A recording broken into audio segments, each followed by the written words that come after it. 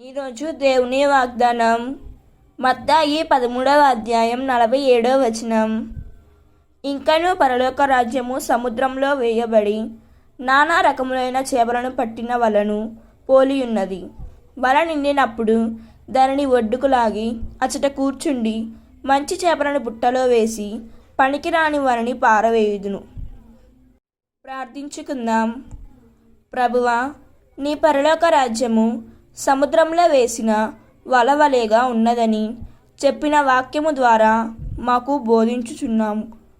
నీవు అన్ని ప్రజలకు ఒకే వలలో కలిపి నీ రాజ్యంలోకి పిలుస్తున్నాము.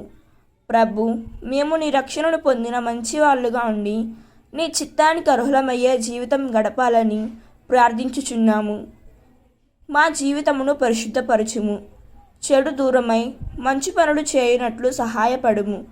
తుదిన మనము వలలో ఉన్న మంచి వలగానే ఎంపిక చేయబడుటకు నీ కృపకు పాత్రులమగునట్లు దయచేయమని యేసుక్రీస్తు నామములో అడిగి వేడుకుంటున్నాం తండ్రి.